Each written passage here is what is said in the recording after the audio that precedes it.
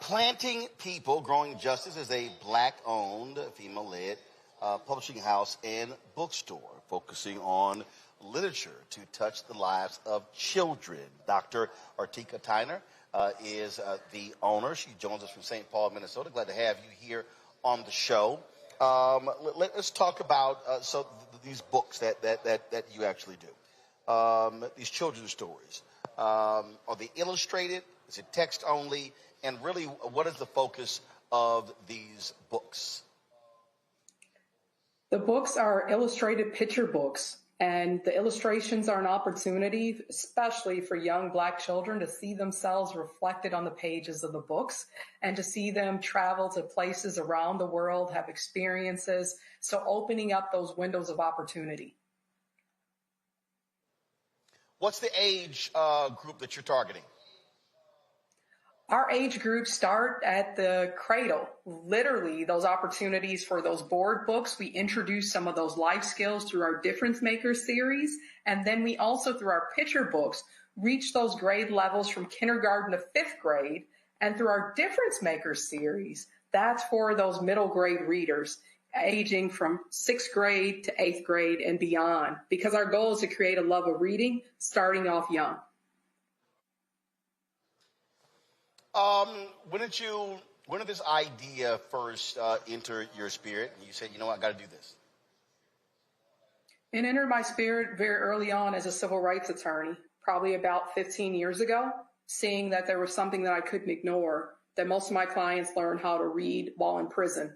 In America, we've created a rule of 4. 1 in 4 American children struggle to read. If you're not able to read by 4th grade, you're 4 times more likely to drop out of school, and then 3.5 times more likely to be arrested during your lifetime. I shouldn't be able to, as a researcher and a civil rights attorney, to predict that level of data with accuracy. So instead of just lamenting the problems and saying, oh, isn't that too bad? I decided to take action to make sure that not only our children could read, lead, and make a difference in the world. Questions from our panel. Winkuna, you first. Yeah, first of all, thank you for the work that you're doing. It's incredible. One question I had is, being that you've kind of founded a Black publishing house, can you talk a little bit more about how that pours more back into the Black community? I think oftentimes when people are thinking about wanting to write a book, oftentimes they're stumped about where to start, right? So how does your organization help with, supporting Black authors who want to publish either independently or under a Black publishing house? It's a very critical question. I grew up with community organizers here in our Rondo community with that mantra of got voice, got power. And what a powerful way to share our voices through stories. So our publishing house is doing something that's disrupting the industry by saying we need Black voices, we need Black illustrators, we need to make sure that we're doing exactly what Dr. Rudine Sims Bishop told us to do, build those mirrors. That way our young people can see a positive representation of themselves on the pages of books, and then also build those windows for all children to build bridges across cultures. So we are welcoming Black authors to join us, to share those stories of history, lessons learned in life, things they'd like to explore, because overall, the essence of our work is to bring joy in our community through the power of reading. Joe.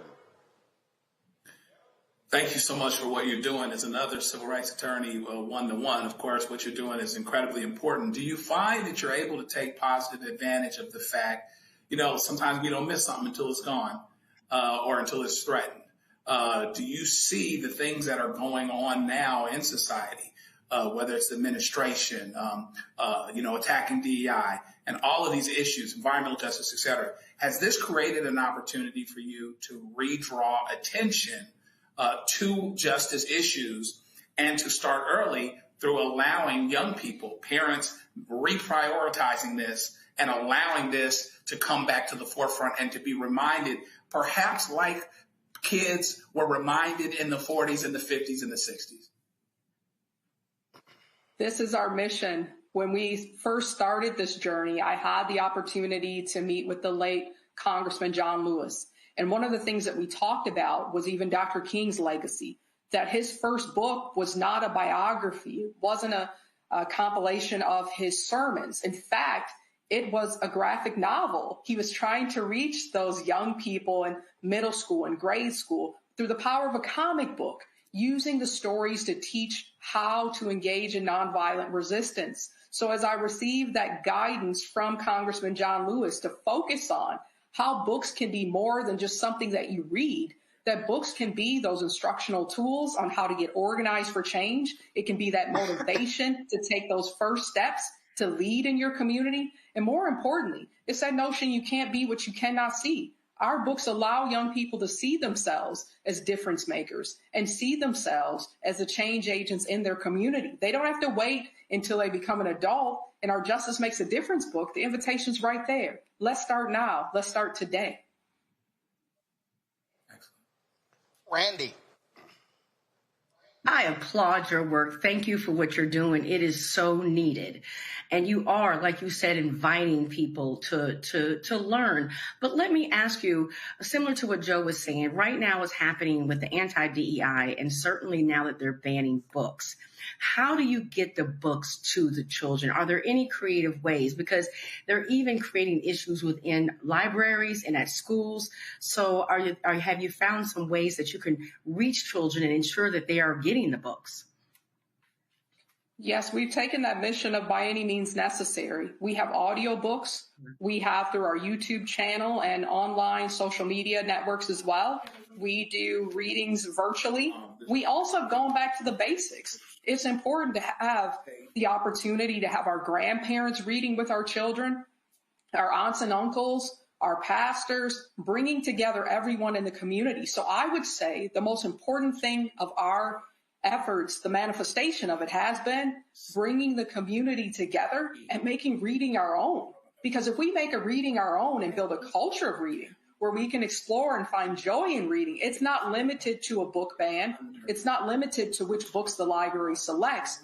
It's the only limitation is, can we produce enough books to continue to create the content that people need and clearly they desire and want as a part of their home library, as a part of their community library. So unconventionally, we've been partnering with groups like Little Free Libraries to make sure that we have our books available throughout communities nationwide. And we also have a branch of our work in Ghana, so also globally.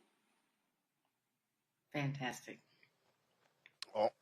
All right, then, folks, if you want to check out these books, go to shopblackstartnetwork.com, shopblackstartnetwork.com.